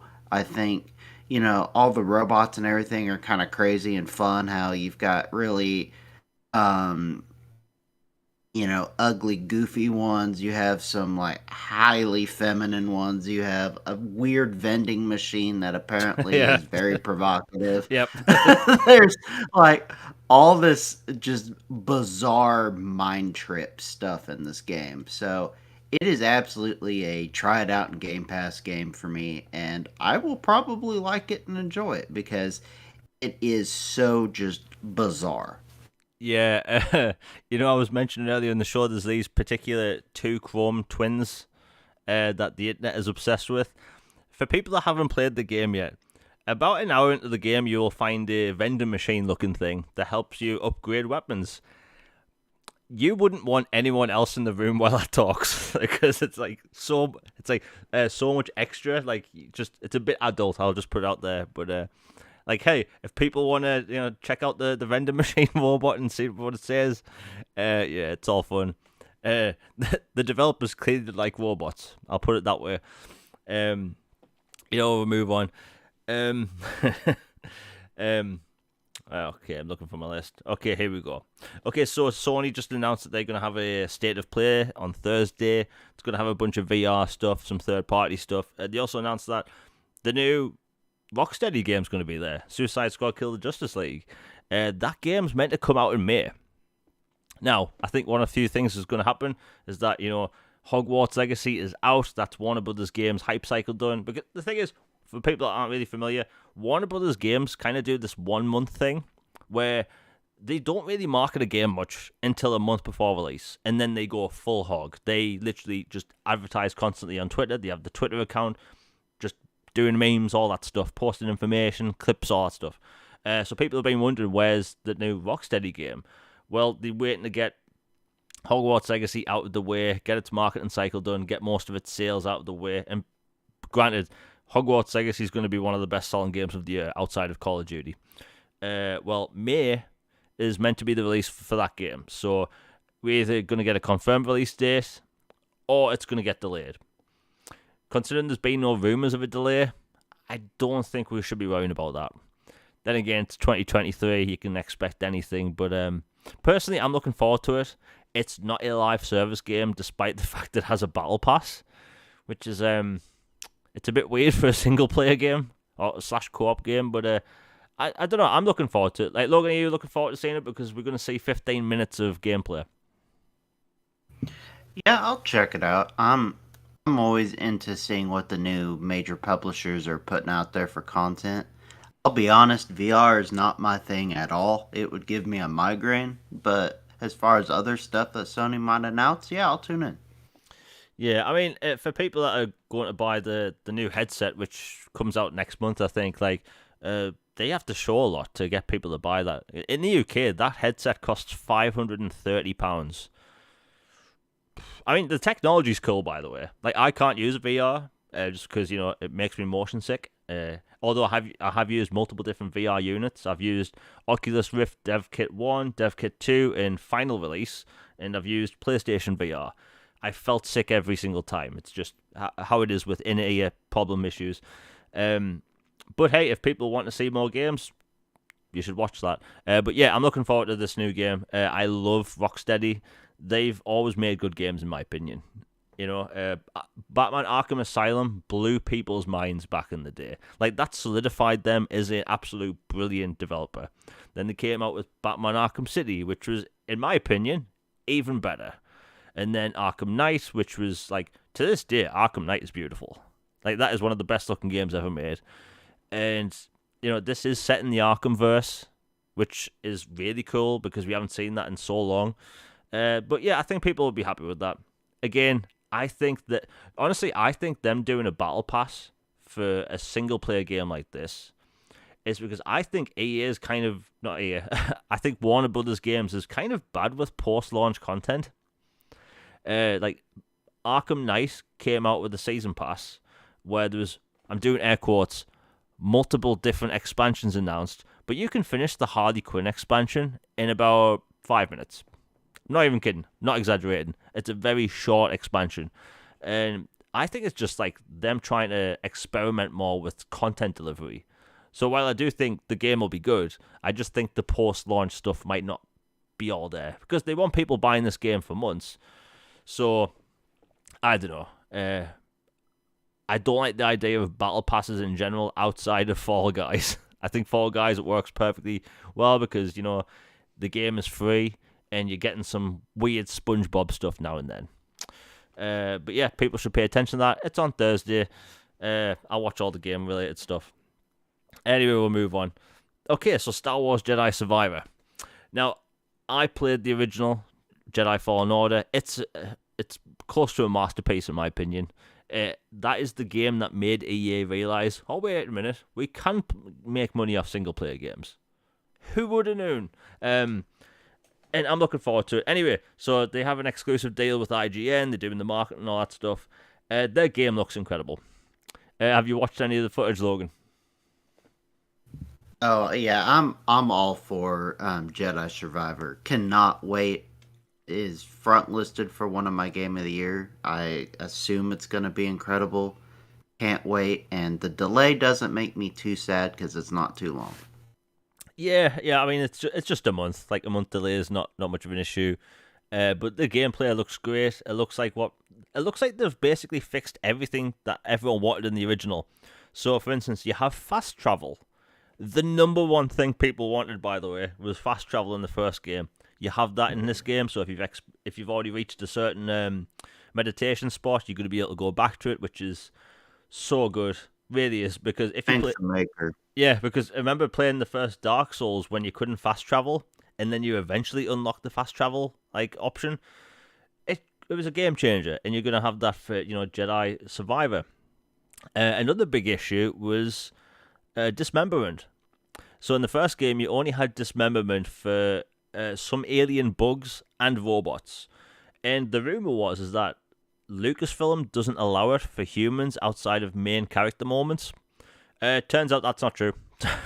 It turns out that was just a Remedy thing. And Remedy are going full on dismemberment. There's footage out there where you see arms, legs, and heads get cut off. And it looks really good. It's basically what everyone wanted from a sequel, which is the right way to go about it because, again, everyone loved Jedi Fallen Order. We just wanted, more diversity when it comes to areas, maybe more side characters. Dismemberment is huge. Backtracking won't be much of a thing in this because you have fast travel. And honestly, one of my big issues with the first game, and when I say big issues, I mean my only issue, I thought the outfits were kind of bad. You had Oh, the yeah, poncho. yeah, the ponchos. And like I know ponchos have been part of Star Wars since the 70s, but I want more than ponchos. Uh, if you get the digital deluxe version, there's outfits that look like Han Solo's from A New Hope. There's a suit that looks like Luke Skywalker's from the end of A New Hope when he's got the yellow leather jacket. There's some Obi-Wan Kenobi looking stuff, and just like a bunch of like cool leather Jedi style jackets. And yeah, it looks like a day one purchase. I'll definitely be getting it. April isn't that far away, to be honest. That's probably going to be one of the front runners for Game of the Year for me. I know I haven't played it yet, but I went into this year thinking, right, it's either going to be Hogwarts Legacy, Starfield, or Star Wars. So, but yeah, everything looks great. I highly recommend people maybe stay away from watching the story related stuff on IGN. There's plenty of combat out there, plenty of traversal with the running, wall running, and parkour and stuff. But outside of that, the game looks great. It really does. I just think it's cool that we finally have more interactivity with, lightsabers. Because in a game where you have access to a laser sword, you should be able to chop stuff. Not just people, like, maybe more destructible doors or environments and stuff. Like, I can't remember the last time we had a video game where we had that. Maybe not ever. Remember Jedi Academy and Jedi Outcast had full dismemberment and like destructible environments and stuff. But that was like OG Xbox, so it's been a hot minute. Yeah, back then they were experimenting with all sorts of like physics in games. We had a lot of Star Wars games that generation. But yeah, Star Wars Jedi Fallen. So I should say Jedi Survivor. I'm gonna call that Jedi Fallen Order 2 90% of the time. But yeah, it looks like a good game. Definitely a day one purchase for me, and that comes out this April. Next up we have Redfall. Redfall is going to be a big deal for Microsoft because this is Microsoft needs a wide variety of games in Game Pass that they can keep in Game Pass forever. So they have all these different studios. A bunch are making RPGs, some are making tactical games, some are making action adventure games, which is that's big for Microsoft. And then you have Redfall. It's like, what category do you put that in? And from everything I've seen, and this is in a good way, I mean, it's Microsoft's Far Cry, which I think they need. They need an open world game where you can go out and clear out towns or outposts and stuff. Very much a Far Cry thing. And they've been putting out more gameplay over the past 2 weeks, and the game just looks better and better every single time. There's upgrade trees for all the different characters. You can customize your characters from what I can see. And the game looks like the complete opposite of what people thought it was going to be a year ago. Because a year ago, it was rumored to be a Borderlands style game. Turns out that's not the case. The early screenshots we saw that were leaked were really early on because the game looks gorgeous now. And yeah, basically in the game you have to clear out different towns from vampires. I don't know, like I think it looks like a really promising title. A lot of people do think it looks like Far Cry. To me, or Far Cry 3, that's a positive thing to say because I love that game. But Logan, what's your thoughts on this? Because there's quite a lot of gameplay out there now. Yeah, I'm looking forward to Redfall. It's one of my most anticipated titles. I love vampires. I love the idea of being able to play solo and make it kind of more scary experience, or being able to play with friends and have more of a squad based feel. The fact that there's different weapons, different abilities gives it more replayability and more diversity for, change ups and stuff. It's going to be a huge world. Like they said, it's a lot bigger than Talos 4 or Talos 5 station in Prey, which was huge to begin with. So I'm looking forward to it and can't wait for it. And I'm glad the whole is it disc or not disc controversy was put to rest quickly. They responded to it. That whole thing, is just a good illustration that you should all kind of just wait and let things breathe a little bit before reacting too much. I'll admit I fired off an angry tweet about it because I thought, like, seriously, after the online thing, now you're doing this? Really? You're going to have an empty case game with a code? Is that what we're doing here? But then they said it was a error in communication and that it will come with a disc. So everybody can put away their lightsabers and their torches and pitchforks and just go about your business. These aren't the droids we're looking for. Everything's fine. Move along. So I'm glad they communicated quickly and nipped that in the bud because it was becoming fodder for these outlets again that love to cling to anything that could possibly mar the image of Xbox. Yeah, I completely forgot about people losing it about the whole disc thing.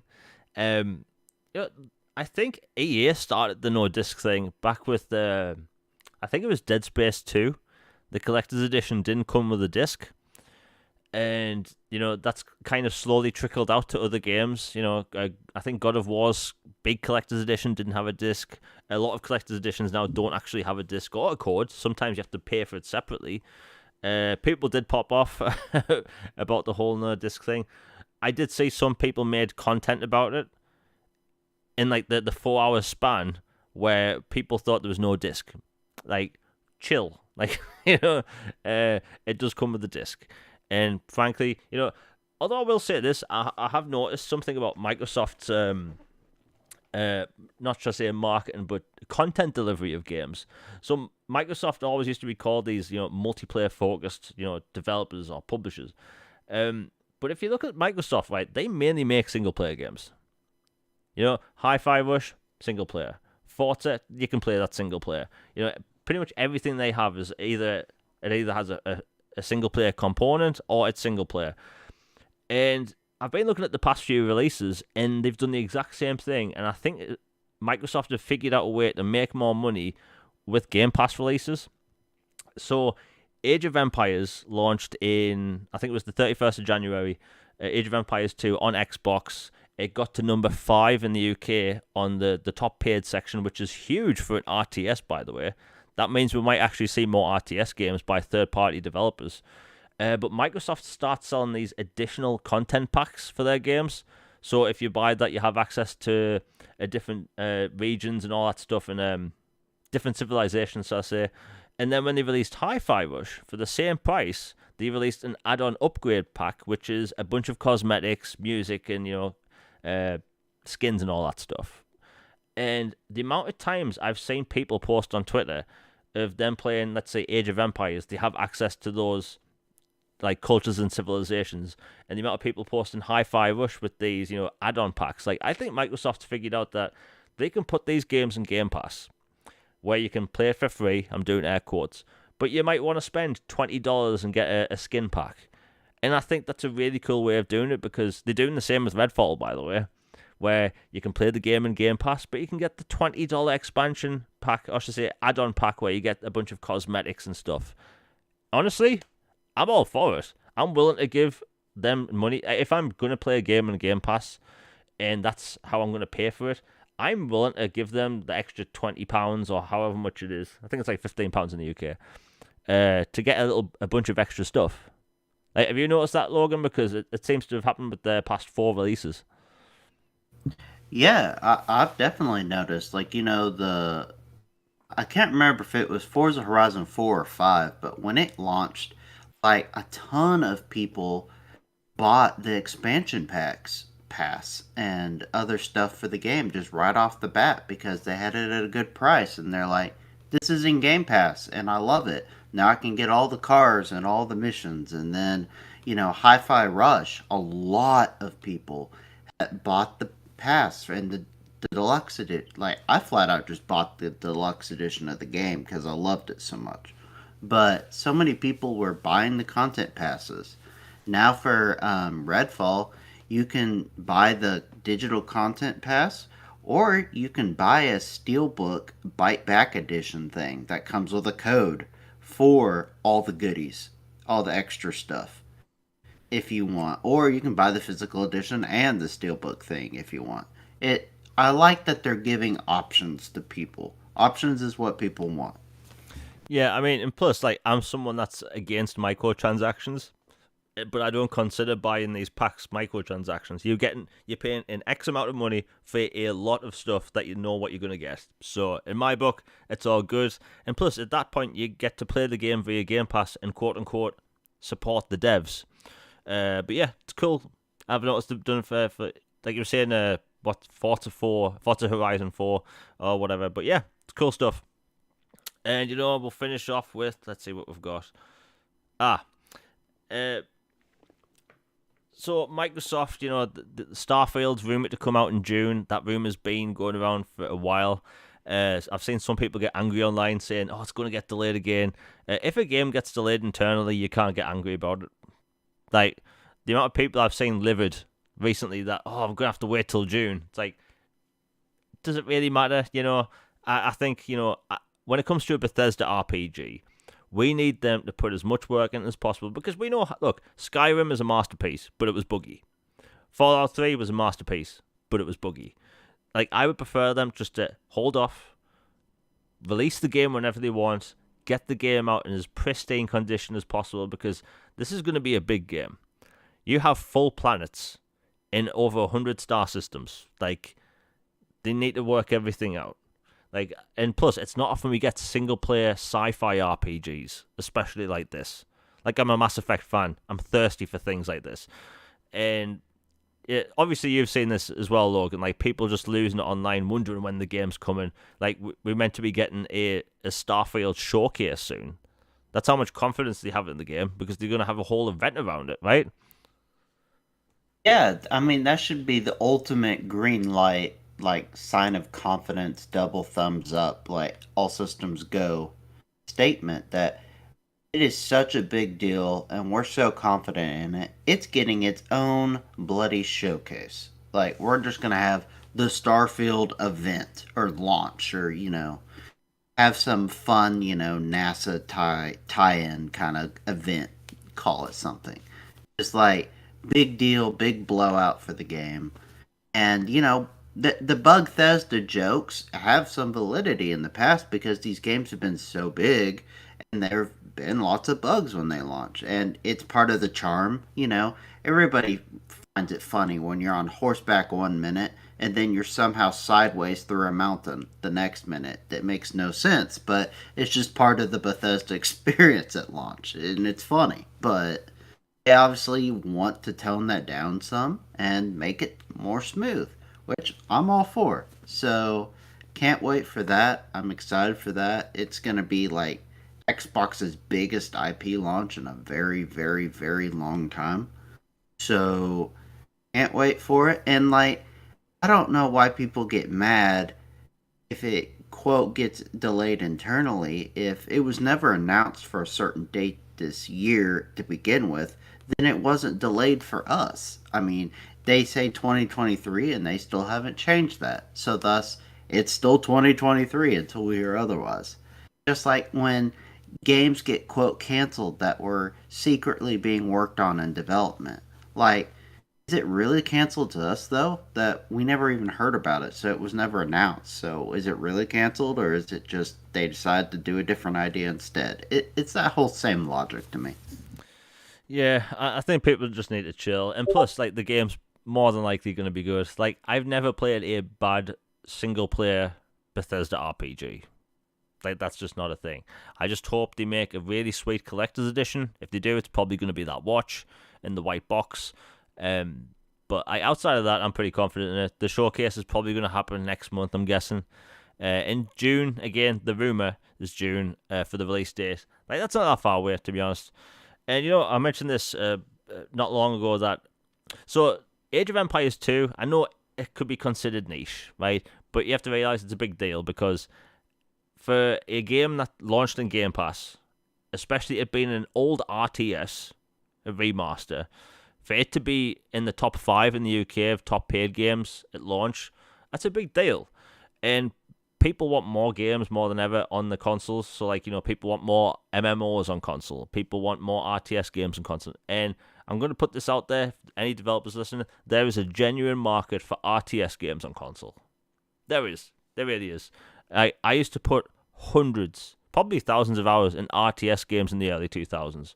Back in the golden age of RTS games, where we had Star Trek Armada 1 and 2, Homeworld 1 and 2, Star Wars Empire at War, really cool sci-fi RTS games. Logan, did you ever play Lord of the Rings Battle for Middle-earth 2 on the 360? No, I did not, but I've heard it's incredible, and it's one I wish had been BC, but they just, I don't know, they weren't able to get that one. Yeah, I mean that was an incredible in easy RTS on the 360. Yeah, it was so good. I'm sure someone listening may have probably played it, but like a Lord of the Rings MMO was as epic as you'd think it would be. Especially they had that thing running on a 360. I've no idea, like the amount of different units you could have on screen. But yeah, there's clearly a market for these games, and I just want to see more come over. But yeah, and plus, Age of Empires doing that well does show that there is some market. Because the biggest worry for a long time is that maybe Halo Wars, 2 stopped getting content because there's not a fan base for the genre on console. Or maybe there isn't like a big enough audience for just ports even. But this shows that there is some, audience out there. I really want to play Battle for Middle Earth now. But yeah, that's it for today's show. Logan, have you got anything else to say before we close out? Not just keep an eye on the Twitter sphere, and it sounds like we might be getting more news about ABK stuff soon. And even Tencent apparently has come out in support of the deal. So another major player. Sony's looking mighty lonely, and hopefully this story is wrapped up soon. Yeah, I mean, who knows? Maybe like a few episodes from now, this topic won't even exist anymore. And believe me when I say, I don't want it to exist anymore. Like, I just want it to end. We can move on. We can talk more about the games, Game Pass, all that stuff.